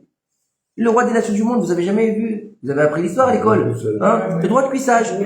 Avant de te marier, il faut d'abord que tu passes par le roi. Hashem Ishmor Be'irachem. Un des rois les plus timbrés dans la débauche, c'était le roi Soleil. Le roi Soleil, c'était un malade mental. Vous n'avez pas vu le film? Il est mort de ça. Moi non plus, j'ai pas vu le film. Il est mort de ça. Lui, c'était un dépravé, complètement. Donc en fait, écoutez bien. Les 3 ouvrages que Shlomo Amelech il a écrits, d'accord? Ils ont eu le pouvoir tout au long des siècles, parce que Shlomo Amelech il est parti de ce monde il y a quand même un moment, quoi. Hein. À quoi ils servent? Ça a été un moyen de rattacher et de renforcer la foi du peuple juif en Akadosh Baruch Hu. Waouh! Il nous dit ici que, on a dit proverbe, c'est quoi? C'est Mishlei. Mishlei, c'est venu réparer la transgression des chevaux. En référence à quoi? Au comportement humain qui doit réparer les efforts selon les lois de la nature.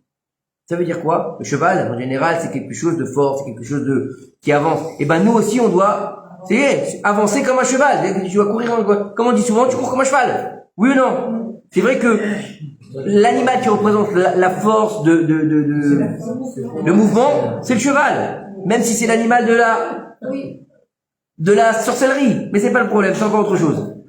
Ok? Et il y a marqué là-bas dans Mishlei. Non, on a dit quoi, Mishlei? Ouais, Mishlei. Il y a marqué là-bas.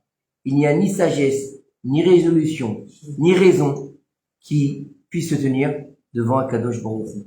Là-bas est marqué, on équipe le cheval pour le jour du combat. Écoutez bien ce qui est marqué là-bas. On équipe le cheval pour le jour du combat. Mais c'est Dieu qui reste le maître de la victoire. Vous avez compris? Ça veut dire quoi? Rabbeinu Bechaye va nous dire, le roi Shlomo Amelech, il va dire aux hommes que chacun doit faire tous les efforts pour tous ses besoins par rapport à la nature. Il doit faire toutes ses forces qu'il a besoin pour aller bosser, pour aller se loger, pour avoir sa parnassa, pour se marier, nachon, pour faire tout ce qu'il y a à faire. Mais tout est dans les mains de Dieu. Ça veut dire quoi? Tu veux monter une société, c'est vrai, nachon. Tu vas monter une société. Tu vas mettre des ordinateurs, tu vas mettre des bureaux, tu vas prendre des employés. Mais le résultat, tu peux avoir la société la plus grande au monde. Ça dépendra d'Akadosh Baruch Hu. Tu peux avoir la plus petite société toute pourrie. Hein? Le petit falafel. Hein? Vous avez jamais vu ça? Moi, il y en avait un. Quand on habitait à Jérusalem, c'était Derech Chevron. Il y avait un falafel, pour le trouver, d'accord? Ou fallait être le guide du routard, ou fallait être Waze. D'accord? Et déjà, à l'époque, ça n'existait pas. Ok? Le truc, derrière une ruelle, tu passais dans une rue fermée, un truc de fou. Mais non, c'est pas un grand magasin. C'est une porte une fenêtre dans un mur comme ça. Il a un étal et il fait que des falafels toute la journée dans une pita. Il y a que ça, il a rien d'autre, hein. Falafel pita, il vend que ça. Ou chetzi pita. Le midi, la queue de son boui-boui jusqu'à la fin de la rue. Comment? Mais non, il n'y a pas de grand néon, il n'y a rien. C'est sa parnassa. Lui, il a fait sa ishtadlout, il a fait son minimum, c'est Dieu qui décide. Tu peux avoir la plus grande société, si Dieu il a décidé que t'as pas de parnassa, tu n'auras pas de parnassa, chas v'shalom, d'accord? Ça veut dire quoi? C'est-à-dire que tu vas tout faire selon les lois de la nature, mais après, tu t'en remets au nom du ciel. Ça veut dire quoi? Équipe le cheval pour le jour du combat. Fais tout ce que tu dois faire. Équipe ta monture, bah oui. Tu veux faire un bureau? Non, bah vous savez quoi? Je vais faire un bureau, je vais laisser vide. J'aurai plein de clients. Ah non, minimum. Et un ordinateur pour les commandes. C'est pas la peine, déjà, stylo. D'accord? Tu envoies des mails? Non, ça sert à rien, par la pensée. Tu pourras jamais faire de dosaille, le mec, on est bien d'accord? C'est clair. Un minimum, faut avoir un minimum de matériel, d'investissement, c'est normal. Hein, comment? De kilim, voilà, c'est normal, je veux dire. Tu veux travailler, le type, vous savez quoi? Je vais ouvrir un magasin de location de voitures. Sans voiture. Mais t'es fou, baba, jamais ça marchera. Qui dit, il va faire semblant de conduire. Un mec qui fait ça, c'est un fou, on est d'accord? Donc faut avoir les ustensiles. Mais qui c'est qui va décider que ça marche? Tu as équipé ton cheval, maintenant laisse-le faire les choses. C'est comme ça. Et c'est comme ça pour tout. T'as tout fait. C'est Dieu qui décide. Et il y a une chose qu'on oublie souvent, c'est Beito ou Bezmano. Chaque chose en son temps. Et quand Dieu il a décidé que c'était pas le moment, je peux vous assurer, tu peux monter, tu peux descendre, tu peux faire des pieds et des mains, ça marchera pas. Moi, ça m'est arrivé la première fois, vous avez plusieurs fois, mais cette fois, ça m'avait marqué, et c'est là que j'ai compris cet enseignement. Vous m'avez marqué. Il y a au moins d'une dizaine d'années, il me semble, j'ai écrit mon premier Sefer Torah. Et maintenant, ce Sefer Torah, c'est une commande de Paris. Donc pour me payer, c'était des Western Union à l'époque. Ok, il n'y avait pas tout ce qu'il y a aujourd'hui, c'était Western Union. Ok, donc fallait à la poste. Vous connaissez la poste en Israël? Aujourd'hui c'est un peu mieux quand même parce que tu prends un rendez-vous et t'arrives comme il faut. À l'époque il n'y a pas de rendez-vous, t'arrives et tu dis mais Acharon. Et là il y a 10 personnes qui lèvent la main. D'accord? Alors je lui dis il me dit je t'ai envoyé le western, tu peux aller chercher. Je lui dis d'accord, super. Je vais à la première poste fermée. Deuxième poste, je rentre. Deuxième poste, je change d'endroit. Je vais à la deuxième poste. Maintenant, c'est pas forcément à côté. Deuxième poste, excusez-moi. Non, ouverte. Il n'y a pas de Western Union ici. Il y a certaines postes qui n'avaient pas le Western Union. Western Union, c'est pour retirer l'argent. Bon. Une troisième poste. Je rentre, je lui dis, vous faites les Western Union? Il me dit oui. Je lui dis, je voudrais retirer mon Western Union. L'ordinateur ne marche pas. Je te promets, hein. Je suis sorti de là, j'ai dit à Kadosh Baruch Hu, il veut pas que je touche mon argent aujourd'hui. Je suis rentré chez moi. Le lendemain matin, je suis arrivé à la première poste, elle était ouverte, ils avaient Western Union, j'ai pas fait la queue, ça m'a pris 5 minutes. Comme ça, c'est Dieu qui décide. C'est tout. Donc de comprendre que des fois, on est trop pressé. C'est comme les mecs qui disent, je veux gagner le loto, et à la fin, qu'est-ce qui se passe? Ils ont gagné le loto, ils ont fini clochard. Qu'est-ce qu'elle m'a fait mariage une fois? Je l'ai accompagnée chez vous. Ouais. J'avais pas de place. Elle a fait une place. Qui c'est qui a fait ça, ma tante? Non, mais elle est un peu... Mais mine de rien, Y a pas- elle s'est libérée. Mais oui, c'est normal. Moi, j'ai pas cru. C'est normal, il y avait des sorciers dans notre famille. Voilà. En tout cas, on continue. Mais c'est vrai. On continue. Maintenant, on a parlé de Michelet. Kohelet, Shlomo Amelech, il a écrit pour réparer l'argent et l'or qu'il a gardé pour lui-même, d'accord? Shlomo Amelech, d'accord? Il nous dit là-bas, j'ai amassé, il y a marqué là-bas, que tout ce qui est dans ce monde ne sont que futilités. J'ai amassé de l'argent, de l'or et des trésors des provinces du monde. Tout ce que mes yeux ont désiré, je n'ai pas refusé. Je n'ai privé mon cœur d'aucune joie. Puis, je me suis mis à évaluer la sagesse, la folie et la sottise. Car que pourra faire un homme qui vient après le roi dans tout ce qui a été déjà fait? Ça veut dire quoi? Ça veut dire que Dieu, il a fait le monde. Tu peux avoir l'or, l'argent, tout ce que tu veux. Qu'est-ce que tu vas faire de plus? Tout ce que tu peux faire, il existe déjà. Il existe déjà. Même ce qu'on voit aujourd'hui, toutes les nouvelles technologies, elles existent déjà, sauf qu'elles n'ont pas été dévoilées. Donc l'homme, qu'est-ce qu'il peut faire de plus que Dieu? Aujourd'hui, ils essaient de faire des bébés dans des robots. Bande d'imbéciles. Ça marchera jamais. Ils l'ont bien fait, Dolly. Hein? Qu'est-ce qui s'est passé? Elle est morte.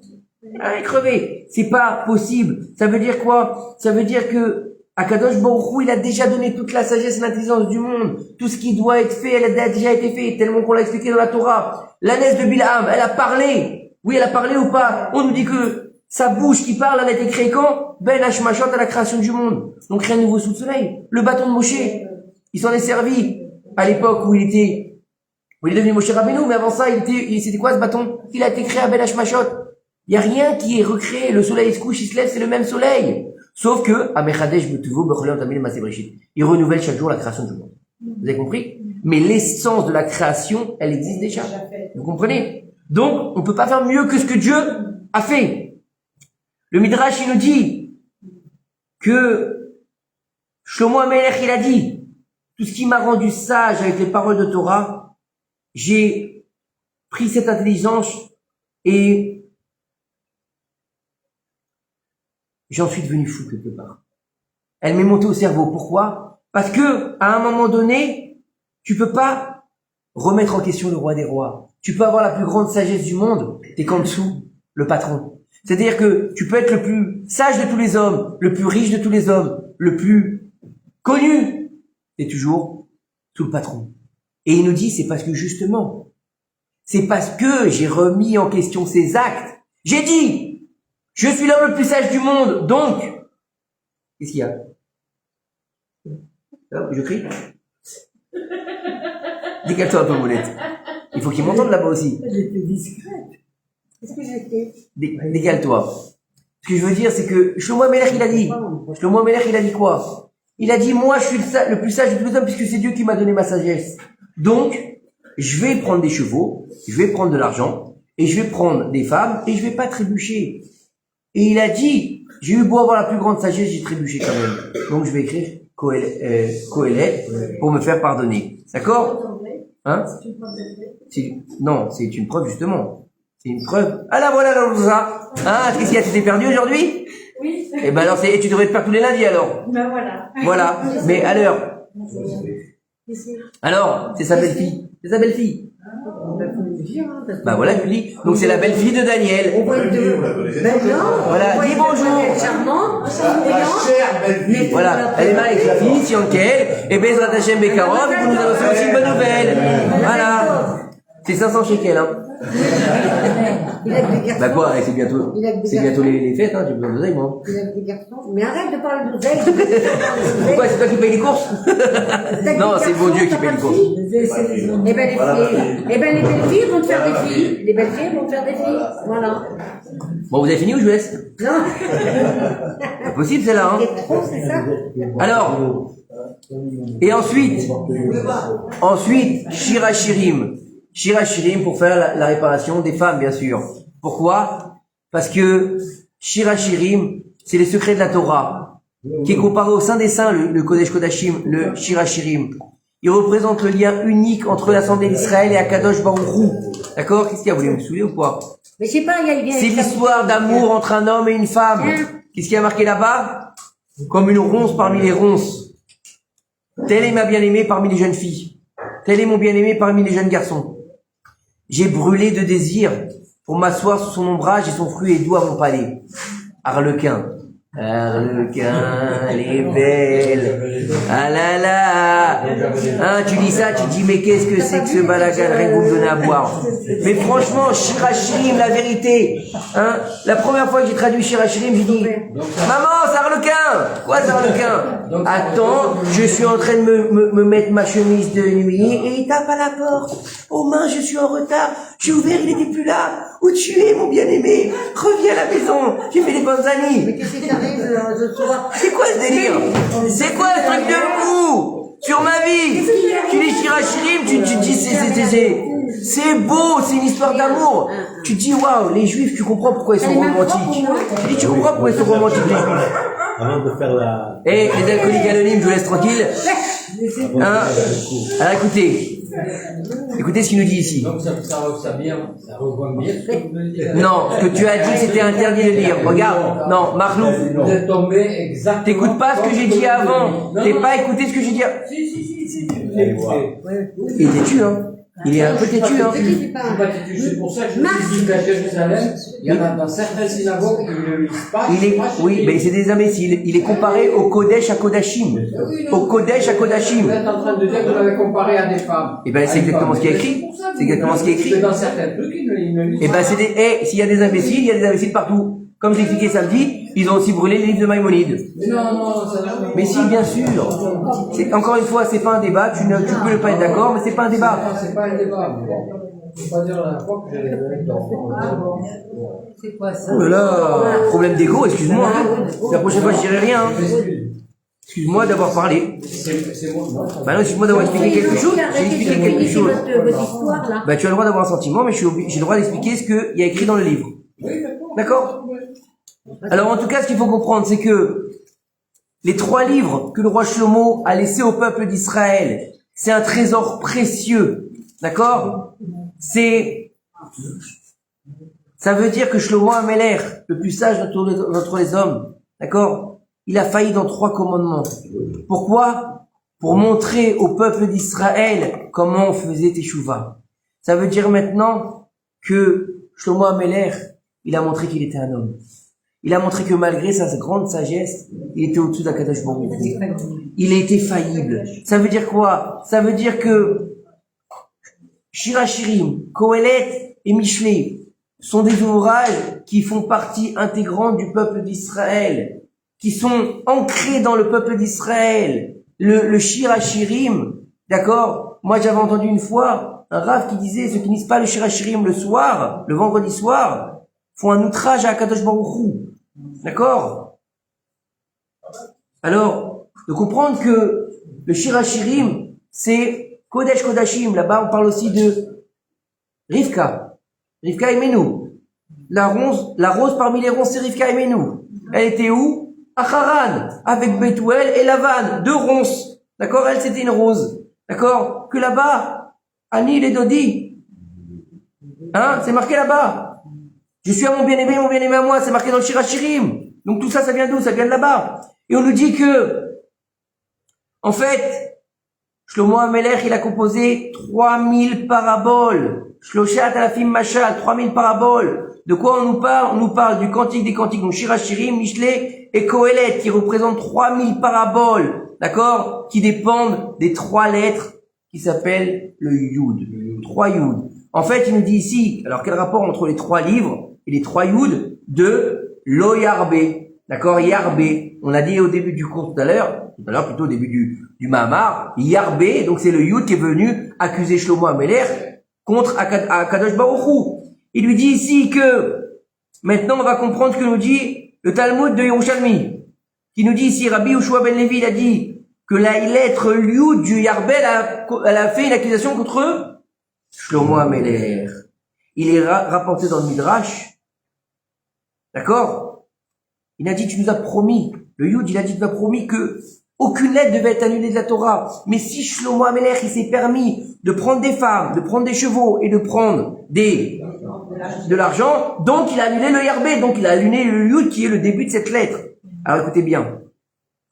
Et on a dit ce qu'il avait dit à Kadosh Baruch Hu, jamais elle sera déracinée. Ça veut dire quoi?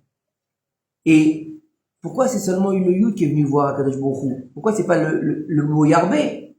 Puisque, en fin de compte, il n'a pas seulement annulé le Yud, il a annulé tout le mot. L'Olarbé au Sousim, il a pris des Sousim? Oui. Donc ça aurait dû être Yarbé qui vient voir Kadosh Baruch Hu. Pourquoi c'est que le Yud? Alors écoutez bien ce qu'il nous dit ici. Il nous dit ici que c'est le Chida Kadosh qui va répondre. Il va rapporter le Zohar Kadosh. On a dit que Shlomo Améler, c'était qui? Le plus sage de tous les hommes sur la surface de la terre. La lettre Yud, c'est la lettre qui représente la sagesse. Il est écrit que Dieu, il a donné à Shlomo Améler la sagesse plus que tous les hommes. D'accord? Le roi Shlomo Améler, il a dit donc, moi, je vais pouvoir faire mon service sans me détourner. Donc maintenant, qu'est-ce qu'il a dit à Kadosh Baruch Hu? Il lui a dit 3 fois. Et on a dit, déjà expliqué que 3 fois c'est une chazaka. Il a répété, lo yarbé, lo yarbé, lo yarbé, tu ne multiplieras pas. N'utilise pas la lettre Yud de la sagesse en l'effaçant ou en l'utilisant à tes propres volontés, car tu viendras à fauter. Donc c'est le Yud qui vient. Le Yud, il représente la sagesse. Donc je vais utiliser la sagesse et je ne tomberai pas dans ce que Dieu a interdit. Vous avez compris? Ne va pas utiliser le Yud. Le Yud, c'est le rapport avec les 3 sphères célestes, de la Chorma, la Bina et le Keter. C'est les 3 sagesses, les Mochim des Gadoul, comme on les appelle. Ça veut dire quoi? Ça veut dire que, en fait, c'est la sagesse supérieure. C'est-à-dire que Shlomo Améler, il a utilisé le Yud. Et il a dit, si moi j'utilise le Yud, je pourrais pas tomber. Vous avez compris ou pas? Je ne pourrais pas tomber si tu utilises le Yud. Mais la Torah, elle t'a dit, Lo Yarbé Sousim, Lo Yarbé Nashim, Velo Yarbé Nashim. Elle te dit, donc le Yud, il a dit, toi Shlomo, tu viens utiliser la sagesse dont je suis empreinte pour aller outre les commandements d'Hachem Itbarach. Donc moi, je viens t'accuser. Vous avez compris? N'oubliez pas une chose, c'est que quand on parle du Yud qui vient accuser, c'est dans les sphères célestes, c'est pas à notre niveau, c'est pas un petit Yud qui est venu avec sa petite bouche et qui a parlé, d'accord? C'est pas une marionnette, on n'est pas là-dedans. C'est-à-dire que lorsque Dieu, il a créé le monde, le Midrash, il nous dit que la lettre Taf, elle est venue voir Dieu, il lui a dit, construis le monde avec moi. Il lui a dit, non, toi, tu peux pas, t'es tel truc. Il lui dit, toi, le Chine, toi, non, tu peux pas, toi. Vous croyez que Dieu, il est assis et il y a des lettres qui passent et c'est pas Popstar, hein? Pas du tout comme ça. C'est dans des mondes qui nous dépassent totalement. C'est-à-dire que le Yud, il est venu accuser dans la spiritualité. C'est-à-dire que Shlomo Améler, il a dit, moi, le plus sage de tous les hommes, qui a reçu ma sagesse de Dieu, donc je suis en capacité de passer outre des commandements, puisqu'il nous a expliqué pourquoi. Donc ça veut dire, non, je détrônerai pas mon cœur si j'ai beaucoup de femmes, non, je tomberai pas dans la luxure parce que avec l'argent, et non, je ne ramènerai pas le peuple en Égypte parce que j'ai la sagesse divine. Et non. Pourquoi? Parce que la Torah ne peut pas changer. La Torah est immuable, c'est comme ça, elle est immuable. Ça veut dire quoi? Ça veut dire que ce Dieu, il a donné la sagesse, la sagesse de la Torah. Avant Shlomo ou après Shlomo? Avant Shlomo. Wistakel beoraita ou baralma. Il a regardé dans sa Torah, il a créé le monde. Donc ça veut dire que ces 3 commandements de lo yarbé lo sousim, lo yarbé lo nashim, lo yarbé Kesef, ils étaient déjà écrits avant la naissance de Shlomo. Donc ça veut dire si à un moment donné dans l'histoire, qu'est-ce qu'il y a? Vous avez qu'est-ce que vous avez? Vous avez un grand fou rire, c'est ça?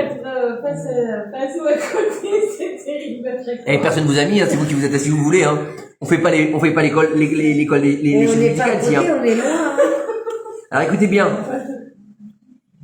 Il lui a dit à Kadosh Baruch Hu, il lui a dit, n'aie pas de soucis. Il lui a dit, n'aie pas peur.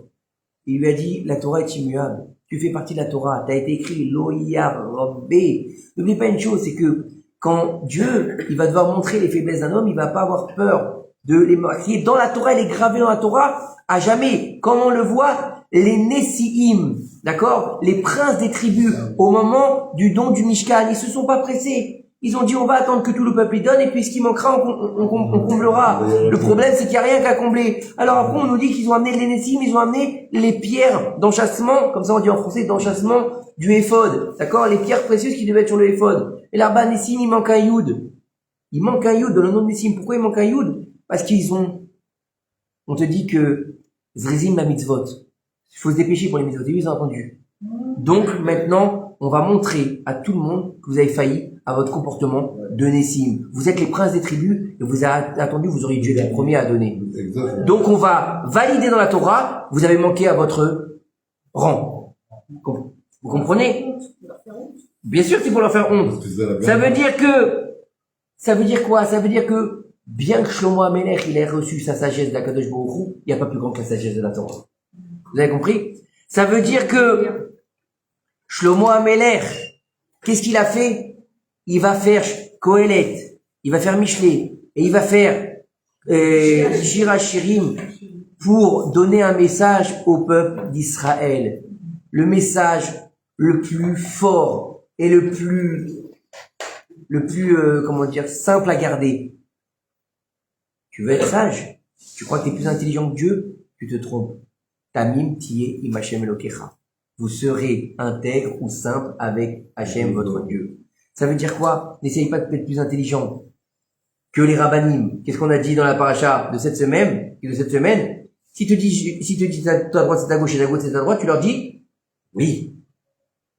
Si tes chachamim te disent ta droite c'est ta gauche et ta gauche c'est ta droite, tu leur dis oui. Je suis pas un dub. Je sais que ma droite c'est ma droite et ma gauche c'est ma gauche. Non, si tu dis l'inverse, tu vas dire oui.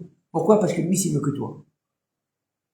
Parce que ce que dit le sage, comme il nous l'a dit le petit Elon, 12 ans, il nous a fait un Dvar Torah, 11 ans. Il nous a fait un Dvar Torah dans la synagogue vendredi soir. 11 ans il a. Un petit gerbien.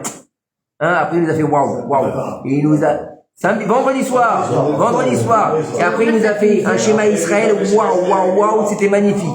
D'accord? Il nous a dit tout ce que les sages te disent. Il nous a dit un très beau pour ceux qui n'étaient pas là. Il a dit, dans la Torah, il y a 7 mitzvot qui sont pas écrites. Il a dit par exemple, Netilat Yadayim. C'est pas écrit dans la Torah. Et pourtant, quand on va faire Netilat Yadayim, on va dire Asher Kilishanu, Ben Mitzvota, Vesivanu, qui nous a ordonné, Asher Kilishanu, qui nous a sanctifié, nous a ordonné de faire cette mitzvah-là. Mais c'est pas un Dieu, puisque c'est une mitzvah des sages. Donc comment est-ce que tu peux dire Asher Kilishanu, qui nous a sanctifié et nous a ordonné? Vesivanu. Donc Dieu, il nous a ordonné. C'est pas Dieu, c'est les sages. Oui, ce qui a marqué dans la paracha de la semaine. Parce que les sages, ils te disent, si la gauche est ta droite et la droite c'est ta gauche, c'est la volonté de Dieu. Donc oui, tu peux le dire. Il a 11 ans. 11 ans, il est bon ou pas? Donc je vous dis, ça veut dire quoi? Ça veut dire que malgré la sagesse de Shlomo, il a compris que tu peux être le plus sage, tu peux être le plus riche, tu peux être le plus grand, tu peux être le plus que tu veux. Tamim tiye Hashem Elokecha. Ça veut dire quoi? Ça veut dire que dans toute chose, tu dois mettre Dieu avant. Avant tout. Tu dois mettre la Torah avant tout. Et ne pas faire ce qu'ont fait les Grecs. Qu'est-ce qu'ils ont fait les Grecs? Votre Torah, c'est qu'une sagesse. Votre Torah, c'est une sagesse parmi tant d'autres. On a la philosophie, on a la Torah. La philosophie, c'est la sagesse grecque, et la Torah, c'est la sagesse juive. Et le bouddhisme, c'est la sagesse des Asiatiques. Non, c'est pas ça du tout. Chas v'shalom, de rabaisser la Torah à une sagesse, ce serait profaner la Torah et profaner le nom de Dieu. On n'en est pas là du tout. Ça veut dire quelque chose. Ça veut dire que le Yud, la lettre de la sagesse, la lettre de la Chochma, vous savez ou pas? La première lettre du nom du tétragramme, le nom de Dieu, elle vient amener cette force, le Yud Ke Vav Ke. Le Yud, c'est la Chochma, le He, c'est la Bina. D'accord? C'est, en fait, il faut savoir une chose, c'est que le nom de Dieu, il est composé, donc celui qu'on ne dit pas, d'accord, le Yud Ke Vav Ke, d'accord, il est composé du papa, de la maman, du fils et de la fille. Yud Ke, c'est papa et maman. Papa, c'est Yud, et c'est maman. Comment on le sait? Chochma et Bina. Pourquoi le Yud, c'est papa? Parce que c'est la sagesse dans le cerveau. Le He, c'est la maman. Le He, c'est une lettre de terre. Le Yud, c'est une lettre de ciel. D'accord? Vous avez vu, le Yud, il est dans les airs. D'accord? Et le He, il est posé. Il a 2 pieds comme ça. Pourquoi? Parce que la maman, c'est la baïd. Il faut qu'elle soit posée. Ça veut dire que le papa, il a pas le temps de s'occuper en général. Le papa, il fait quoi? C'est un courant d'air. Il est comme un Yud. Il passe, il vient, il va au travail, il revient. Et la maman, en général, bon, pas de notre époque, bien sûr, mais en général, c'est comme ça. Qui c'est la baïd? C'est la maman. Donc c'est le He. C'est celle qui va permettre de construire. Et elle va faire quoi? Le Vav et le He qui sont le fils et la fille. Ça veut dire quoi? Ça veut dire que quand tu vas mettre Dieu devant toi, c'est Shiviti Hashem Nenegletami. Toujours je mets Hashem en face de moi, pas à côté de moi, en face de moi. Dans toutes mes réalisations, je vais le mettre en face de moi. Et je vais être tamim avec lui. Ça veut dire quoi? On peut dire simple. On peut pas dire dub parce que c'est pas du tout ça, chas v'shalom. C'est pas parce que tu es tam avec Hashem que tu es un imbécile. Non. Ça veut dire que tu vas te laisser porter par Dieu. Ça veut dire quoi? Ça veut dire dans tout ce que je fais, je vais mettre Dieu devant moi. Je dois faire quelque chose. J'ai un business à faire. Est-ce que c'est en adéquation avec la Torah? Est-ce que c'est en adéquation avec ce que Dieu m'a demandé? Je dois faire des études. Est-ce que c'est en adéquation avec ce que Dieu m'a demandé? Je dois faire un métier. Est-ce que c'est en adéquation avec ce que Dieu m'a demandé? Vous savez ou pas ça? Il y a des métiers que nos sages ils nous disent il ne faut pas les faire. Et des fois, des métiers de femmes pour des femmes et des métiers d'hommes pour des hommes. D'accord? Des métiers qui sont des fois un peu limites. Il faut éviter que les hommes le fassent, par exemple. Faut savoir ça. Bien sûr, il y a certains métiers que vaut mieux pas faire pour les hommes. Des métiers que les femmes n'ont pas le droit de faire. D'accord? Par exemple, si des métiers qui nécessitent de prendre un outil d'un homme, c'est interdit pour une femme. C'est marqué dans la Torah que la femme ne portera pas l'outil d'un homme. C'est marqué. Et l'homme ne mettra pas la robe d'une femme. C'est marqué dans la Torah. C'est marqué comme ça. Donc ça veut dire quoi? Ça veut dire que, comprends une chose, c'est que quoi que tu fasses, qui que tu sois, où que tu sois, quelles que soient tes capacités et ton bagage aussi, n'oublie pas que il y a toujours une sagesse au-dessus de toi. La sagesse du divin. La Torah qui est divine. Et que c'est pas une sagesse. Et que tu dois mettre sur toi un roi. Ça veut dire quoi? N'oublie jamais qu'aujourd'hui on n'a plus de roi dans le peuple d'Israël. On n'a plus de roi. Alors c'est vrai qu'on a quelque part une royauté. On a une royauté, faut être clair. Puisque on est revenu sur notre terre. On a mis en place un gouvernement. On a quelqu'un qui est à la tête du gouvernement. On a une monnaie. On a une armée. Oui ou non? Vous m'arrêtez si je me trompe. On a des infrastructures militaires. On a des infrastructures routières. On est une royauté. D'accord, et Bibi, c'est notre roi, non? Quelque part, oui. Quelque part. Maintenant, c'est pas le roi comme la Torah nous l'annonce. Puisque le roi, il doit réunifier Jérusalem, les tribus, faire descendre le Beth Amikdash. D'accord? Est-ce que c'est un acteur de cette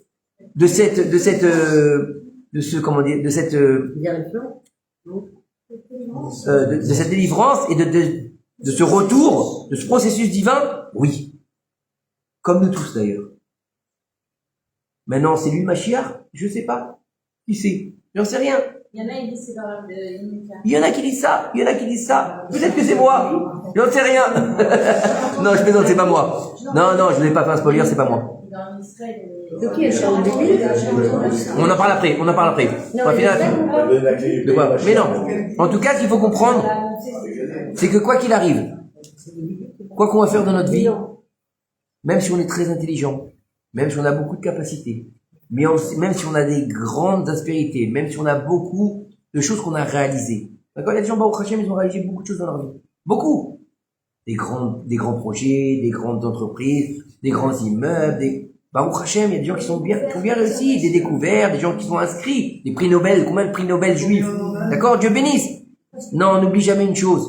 La même tié, Machem Elokecha. Même Shlomo Ameler, le plus sage de tous les hommes, celui qui a reçu sa sagesse divine d'Akadosh Baruch Hu, il a trébuché pour nous montrer la voie. Comme David Ameler, il a trébuché pour nous montrer la voie. Comme tous nos patriarches. Ils ont failli à un moment donné. Même Moshe Rabbeinu, lui-même, le plus grand de tous les prophètes, celui qu'on a dit, il n'y aura pas un comme lui. Qu'est-ce qu'il a fait? Dieu, il lui a dit, tu rentreras pas parce que vous m'avez pas honoré aux yeux du peuple. Mais ça, c'est une excuse bidon. Franchement. Hein? Viens avec ton bâton, mais frappe pas le rocher. Pourquoi je viens avec mon bâton? C'est pas la peine. Hein? Il y a marqué, c'est une ordonnance divine. Excuse-moi, regarde, écoute bien Nicole, ce qu'il y a marqué dans la Torah. Il y a marqué dans la Torah, Moshe, prends ton bâton et va parler au rocher. Pourquoi tu prends ton bâton? Pourquoi tu prends le bâton? Pourquoi tu prends ton bâton? Pourquoi lui dit prends ton bâton? Dis-lui, vas-y, mets les mains dans les poches, il va parler au rocher. Tout ça, c'est une excuse. En tout cas, ce qu'il faut comprendre, c'est que, faut comprendre une chose qu'on doit apprendre, c'est que regardez, on arrive à Rosh Hashanah. On va arriver devant Akadosh Baruch Hu pour l'introniser en tant que Dieu. Mais qui on est pour introniser Akadosh Baruch Hu? Et qui on est pour se tenir devant Dieu en disant, je suis prêt à accepter ton jugement? Qui on est? Les plus grands de tous nos prophètes, de tous nos sages, de tous nos pères, ils ont failli. Alors qui on est nous pour pas faillir? Si eux ils ont failli, alors qu'ils ont reçu la sagesse d'Akadosh Baruch Hu, la royauté d'Akadosh Baruch Hu, la grandeur d'Akadosh Baruch Hu, la richesse aussi, tout, ils ont failli. Alors nous, qu'est-ce qu'on est? Mais n'oubliez pas une chose, c'est que tous ces hommes-là, ils ont tout reçu de Dieu. Et qu'est-ce qu'ils ont dit? Abraham, il a dit, je suis cendre et poussière. Moshe Rabbeinu, il a dit, Ma anachnu, qu'est-ce qu'on est? On n'est même pas quelque chose, on n'est rien. David Amelech, il a dit, je suis un vermisseau. Ils savaient, ils connaissaient leur place vis-à-vis d'Akadosh Baruch Hu. On n'est rien vis-à-vis de toi. On sait qui on est. Je suis Kloum. Ça s'appelle, il nous dit, le Admour Azaken, l'Aïd Batlut. L'annulation totale devant Akadosh Baruch Hu. Ça rappelle ce qu'on a dit la semaine dernière. Tout ce qu'on fait, on le fait pour Dieu, pas pour nous. Ça veut dire quoi? C'est-à-dire que quand on va arriver au jugement, quand on va arriver à Rosh Hashanah, on va pas arriver en rasera. Excusez-moi, quand t'arrives à un jugement, t'as un beau costume, la table chez toi, elle est comme ça, ruisselante, d'accord? Il y a 27 salades, 3 plats qui cuisent, 2 poissons, oui ou non? T'as des odeurs dans tout l'immeuble, t'as la nappe, elle est magnifique, tu l'as brodée, ton couvre-pain, les chalotes qui sont sortis. Ça s'appelle un jugement, ça? Quand t'es en jugement, tu te grattes la tête, tu t'arraches tes cheveux, tu pleures, tu dis pourvu que ça marche, pourvu que ça marche. Et toi, t'arrives à la synagogue et que t'appelles le chien, t'embrasses tout le monde, comment ça va, t'as mis le parfum à 100 balles. Oui ou non? Euros. Oui ou non? Mais, qu'est-ce que tu dis? Mais t'es fou, quoi. Ouais. Non, je suis pas fou. Parce que je sais que je suis faillible. Et je sais que quand je reconnais mes erreurs et quand je reconnais mes torts, alors Dieu me considère comme son fils qui a fait une erreur. Et un père, il aime en général son fils. Et il veut qu'on soit bien. Donc, Bezrat Hashem, qu'on puisse réussir à arriver au jugement. On se reverra d'ici là, j'espère, Bezrat Hashem, avant Rosh Hashanah. Mais en tout cas, comprendre de ce cours que il est temps de faire son examen de conscience. Il est temps de faire le bilan de l'année qui vient de se passer en étant heureux de ce qui vient de se passer, en décidant de changer de vie. En décidant de changer de vie, attention, c'est pas forcément de tout changer. Une petite chose. Une petite chose. Et de prendre une chose sur soi pour dire la nouvelle année elle va être meilleure. Comme le jour de son anniversaire, on prend toujours quelque chose sur soi. Le jour de son anniversaire, tu dis, et quelque chose de faisable, de nouveau, et quelque chose que tu faisais pas forcément super bien, tu veux l'améliorer. Donc de comprendre que maintenant, arrivons au jugement en ayant fait notre examen de conscience, en ayant fait le bilan de l'année qui vient de passer, sans tomber dans la déprime Bezrat Hashem, et en mettant toujours Dieu devant nous, et en étant toujours intègre dans les voies d'Akadosh Baruch Hu. Baruch Adonai Olam, Amen.